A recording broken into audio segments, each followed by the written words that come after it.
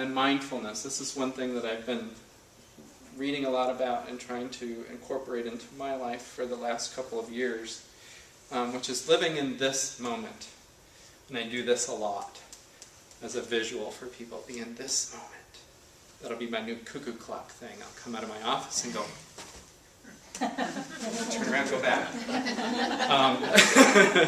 Those of you who haven't heard about my cuckoo clock thing, it happens in my office when I'm stressed. I come out, and it's like I need to talk to somebody, and then I think, no, I know.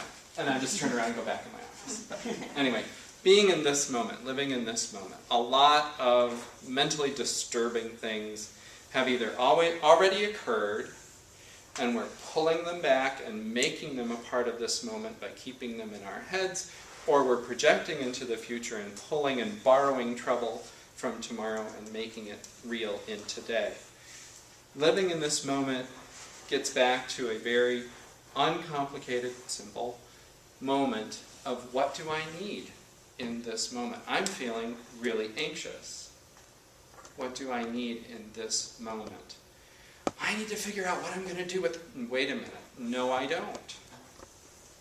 What do I need in this moment? I have oxygen. Do I need water? It'd be nice to get some water. I think I'll go get some water. I need calm. Maybe I need to turn the lights down a little bit. Maybe I need to turn my phone off and put it on Do Not Disturb. Shut my door. Do those kinds of things that allow you to reconnect with yourself and be in this moment. And then you can plan for the future in this moment. But you do it reasonably, rationally, realistically, step by step, not trying to flood yourself with all the things I need to do. Wait a minute, I can't pay attention to all the things I need to do. I need to pay attention to one thing at a time. What's one thing I want to do now?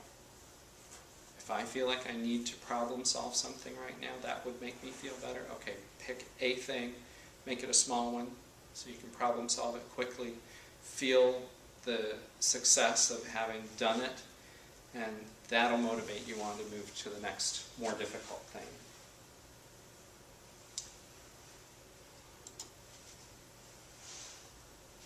Meditation, great thing, nothing more than really focused concentration. Some people, being from the Midwest, I do a lot of explaining of things sometimes because people in the Midwest might think that meditation is some sort of alternate religion and they don't like it because it's not prayer.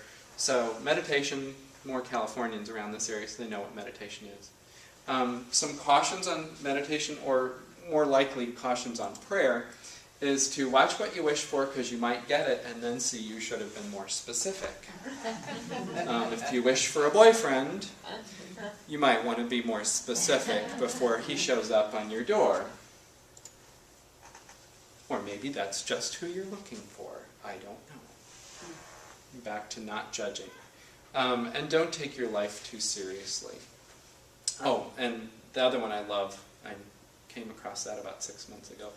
I learned that when I pray for more patience, I get more opportunities to be patient, to learn to be patient, not just the patience.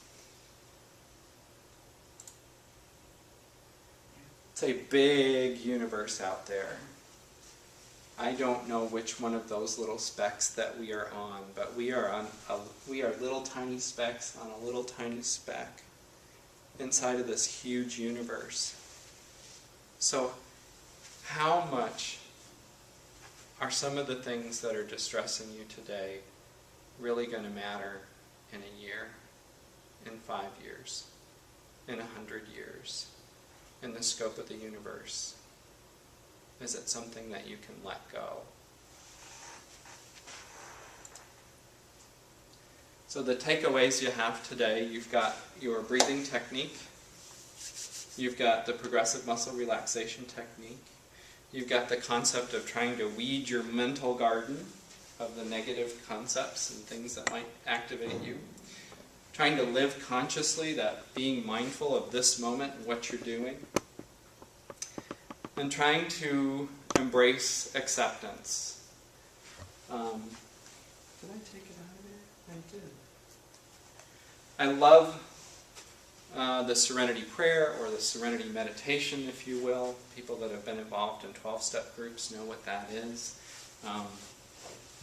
I make it a meditation, so I ask that the universe grant me the serenity to accept the things I cannot change, the courage to change the things I can, and the wisdom to know the difference. It's the last one that always gets me, knowing the difference. If you can master that challenge, you'll be able to master the others.